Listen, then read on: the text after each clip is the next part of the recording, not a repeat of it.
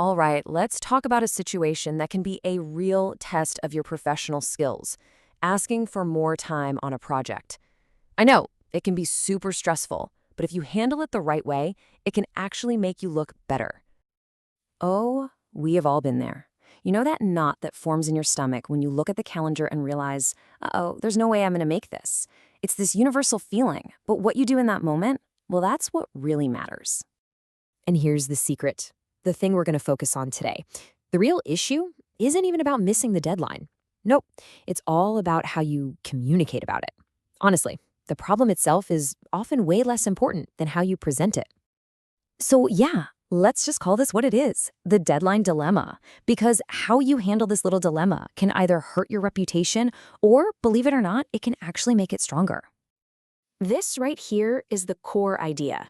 I mean, anybody can deliver good news, right? But it's when you have to deliver the bad news that you really show what you're made of. This is your moment to show you've got integrity and you're in control, not just scrambling to make excuses. So how do you actually do it? How do you walk into that conversation with confidence? Well, we've put together a super practical 3-step toolkit. Let's get into it.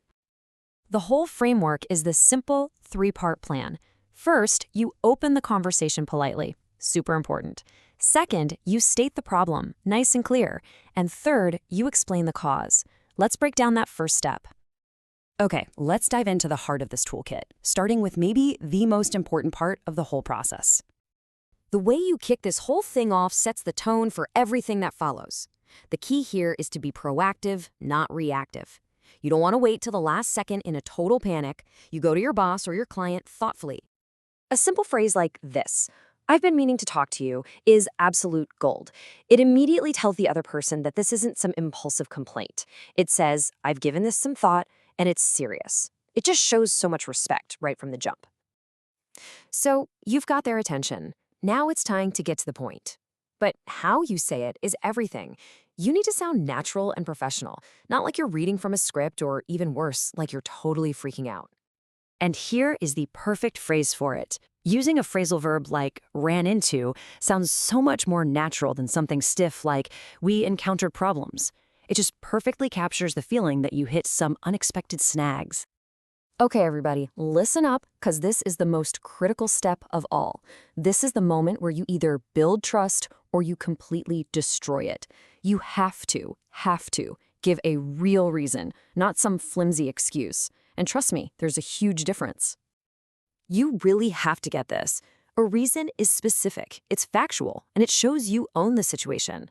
An excuse? That's usually vague, and it's all about pointing the finger somewhere else. One builds trust, the other just chips away at it. So here's the magic phrase. You say this, and then, this is crucial, you follow it with a concrete fact. For example, "It was beyond my control because the supplier sent the wrong parts." See? That's not an excuse. That is a legitimate roadblock that you are now dealing with. Now that we've got the framework down, let's really lock in the specific language that's going to make you sound like a total pro.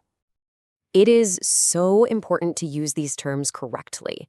The deadline is your original promise. An extension is the new date that you've both officially agreed on. But if you blow past the deadline without getting that extension, your project is now delayed. And that's a red flag that you need a new plan like yesterday. We already used this one, but it's so good, it's worth highlighting again. To run into a problem just means you hit a snag you didn't see coming. It's the perfect natural-sounding phrase for step 2 of our toolkit. And here's another key one, put off. It just means to postpone something. But what's really interesting is how you might hear it used against you. If your boss ever says, "I won't put this off any longer," that's your signal that time's up. They expect action right now. Okay, let's bring it all home. Because when you master this toolkit, you're not just getting out of a tight spot. You're giving yourself a serious professional edge. So just remember the big things. Always use that 3-step toolkit. Build trust by explaining with reasons, never excuses. And get comfortable using those key phrases. "I've been meaning to talk to you." "We ran into." "It was beyond my control." They'll make you sound confident and natural. And just remember this. Handling this stuff well is not a sign of weakness. It is a massive demonstration of strength. It shows you've got foresight, you've got integrity, and that you're in command, even when things don't go according to plan. So I'll just leave you with this final thought. Instead of dreading these tough conversations, what if we started to see them for what they really are? not as problems to get through, but as these powerful opportunities to prove how reliable you are and build real, lasting professional trust.